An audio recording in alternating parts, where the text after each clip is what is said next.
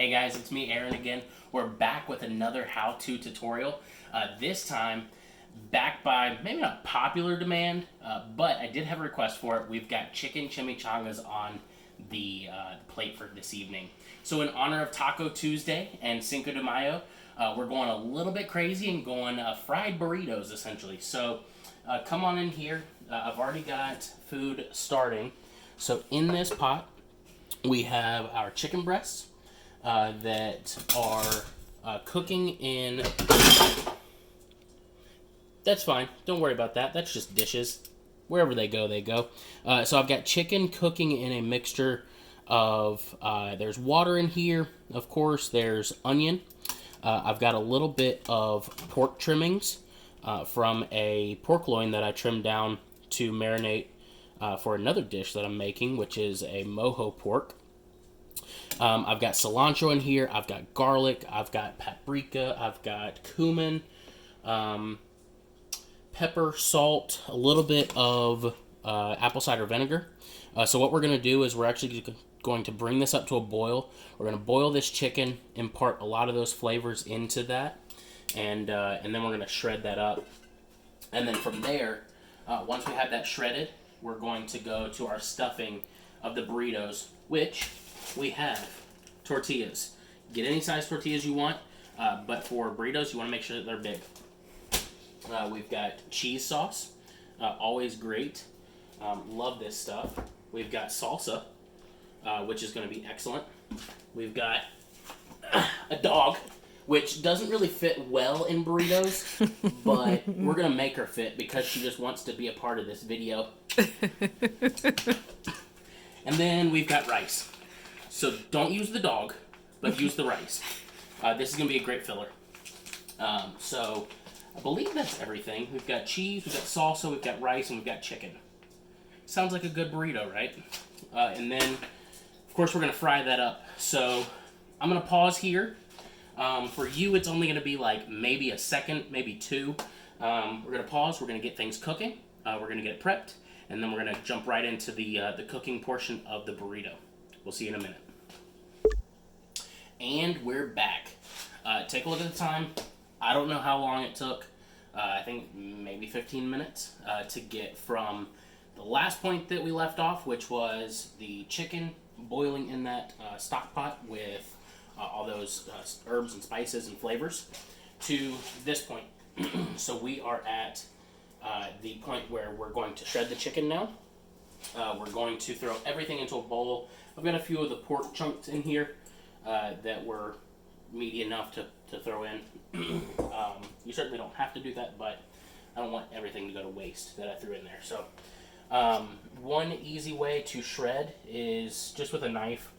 You can just simply cut small chunks off of this, and then it'll be into those like nice little shreds. Or one other trick is to take 2 forks and then just shred like so, just so that you get all that meat pulling away on that natural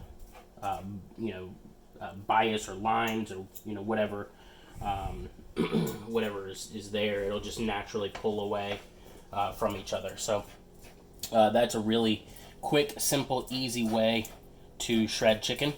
If you don't really want to cut it with a knife, this works perfectly. And this, as you can see, is taking maybe about 20 to 30 seconds to shred this chicken breast. So for sake of time, I honestly, cut quicker with a knife, so that's how I'm going to cut mine. Certainly, if you prefer like nice shreds like this, do it with a fork. Take the time, do that if that's what you prefer. I don't really care one way or the other. I don't think my wife cares one way or the other, so I'm just going to cut mine at this point. Making sure that I'm cutting, small enough pieces. So I'm just making real shallow cuts. Just get right over top of that, and you'll be able to see how small those cuts are. At a certain point, just turn it.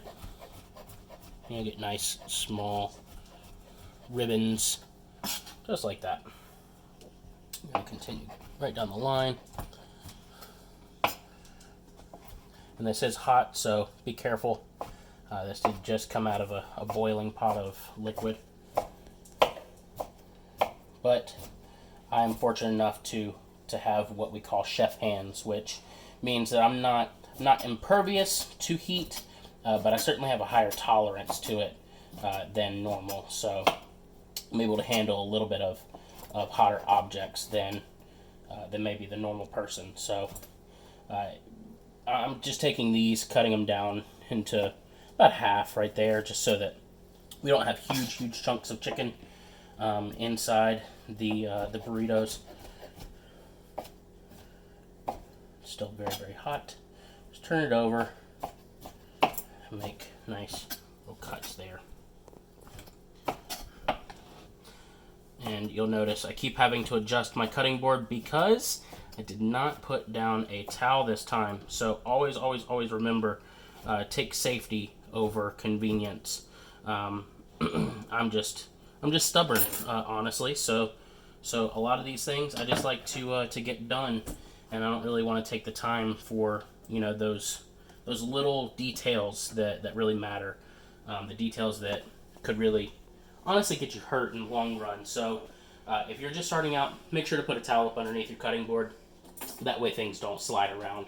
So I'm going to throw some of these things over here in the sink. Give my hands a little wash real quick. Dry that off. And then we are going to grab our tortillas and we're going to start building. I'm going to put my oil back on the heat. Took it off just so that it wouldn't start to overheat and smoke and burn. I'm going to grab a couple paper towels just to wipe off my cutting surface, or prepping surface at this point, so that our tortillas don't get super messy on the outside. I've got 4. You can make more, you can make less. It really just depends on you. That's just what I have on hand. So at this point, this is all up to you now. Whatever you decide to put in it is totally up to you. Again, I'm going with rice, chicken, salsa, and cheese. You could add beans to it. You could add peppers to it. You could add corn if you wanted. You could add tomatoes. You could add any number of things. You can add green beans to it. You know, really, sky's the limit, honestly. I'm just going to toss my rice and chicken together to get that incorporated. As you can see there, nice incorporated. Now I can just take a spoon and just and ladle out the perfect amount that can go into each burrito.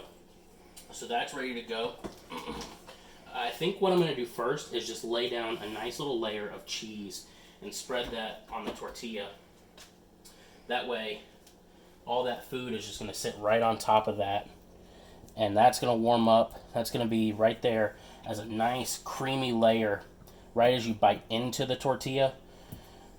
And it's going to be super fantastic. We are cheese people, so I'm going to load these up. Not too much, just because in the frying process, you're going to have some stuff leak out. You want to try and minimize that as much as possible. It's bound to happen, so don't worry when it does. Just continue to work as normal. You're going to be okay. We're going to take our chicken and rice, put it right there. I will caution you, do not overfill your burritos. That's another way to prevent things leaking out. There's nothing wrong with having a nice perfectly stuffed burrito and then just having all the extra ingredients on the side. Where you can use it as just like almost like a taco salad, if you will. So if you've got some lettuce, just build a bed of lettuce and throw this stuff on top. Got a little bit of salsa here. I go nice thin layer right on top, and that is our burrito right there. So to fold, I'm just going to fold in like that, and then over, making sure to tuck everything in as I roll. And there we go. There's our burrito. As you can see, some of that salsa slipped out. That's okay. I'm not super worried about it. And then from here, we're going to make sure that our oil is ready to go. I typically like to fry at about 350 degrees, 355, somewhere right around there. I've got a thermometer, nice metal tip thermometer. These are restaurant style thermometers. They're digital read. You can even find something like this. This is typically a sugar thermometer, but you can use it. It'll still tell temperature, as you can see. So I just like the digital reads because I don't like staring at the lines and deciding what temperature it's at. You can get really nice and fancy ones that is actually a laser red thermometer. Those are super nice. Probably pretty expensive though. I would say just go with a nice little standard digital read with a metal probe. It's going to do everything that you need it to do. So I'm just going to check my oil temperature here. Make sure we're at temp. We are at, keeps rising. Let's see that magical number of 350. 350. There it is. Right about 352, 353, somewhere right around there. All I know is it's the perfect temp for frying. The key with these burritos is you want to put that seal down so that really seals up, and then you're able to move it. Be very careful. You're dealing with hot oil here. If you need to, grab a strainer like this, or grab some tongs to lower it in. Always be very, very careful. I've worked with food enough to feel confident that I can put this in there without burning myself. But as I say that, I'm probably going to burn myself. So let's see. All right. So we're in. As you can see, those bubbles and that hissing is actually coming from the salsa hitting that. So oil and other liquids really don't mix all that well. Oil tends to be very, very angry at other liquids. So don't be alarmed if you have a little hissing, a little popping. Just give it some time. It'll cook off. Those natural juices and waters in other foods will eventually evaporate. So this is what we're looking for, a nice low and slow kind of fry on this. It's going to be really great. It's going to crisp up that tortilla. It's going to make everything inside nice and warm.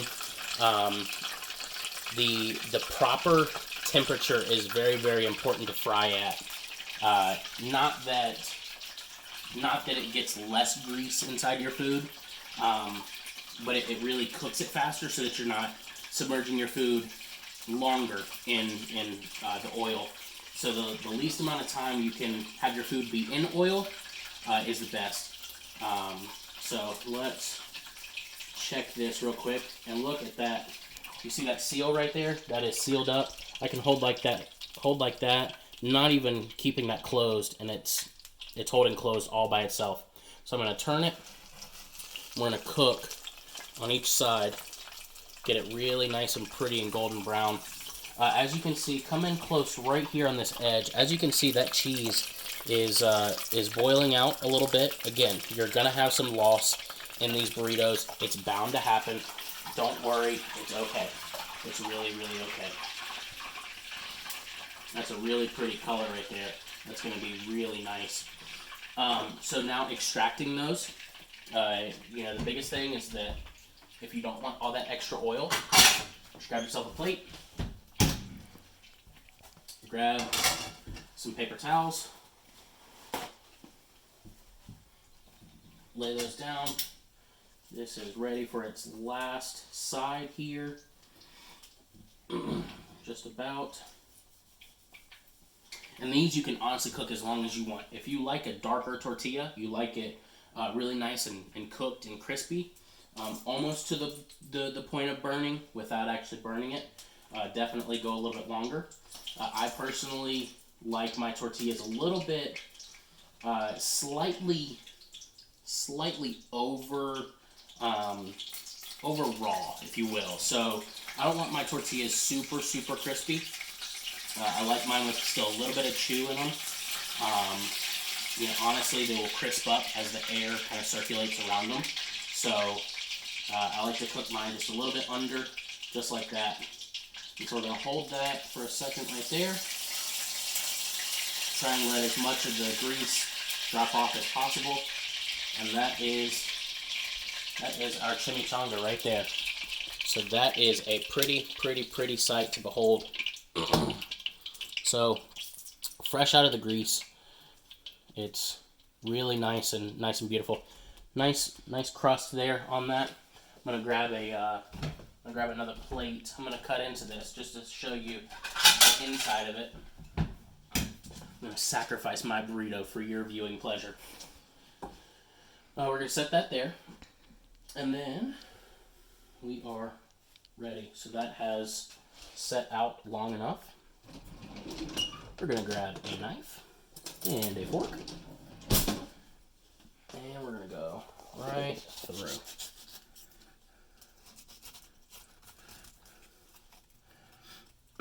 As you can see, just right on the inside of that, really nice and pretty.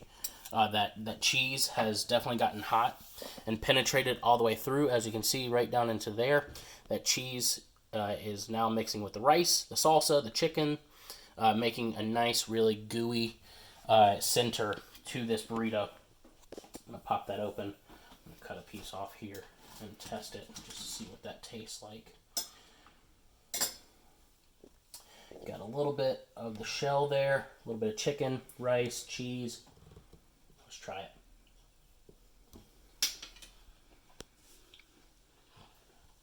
That is so good. Cooking it's not hard. Cooking right and cooking well and having good flavors is all about experimentation. Honestly, you saw this. Steam in a bag rice. Popped it in the microwave for 90 seconds. Store-bought cheese.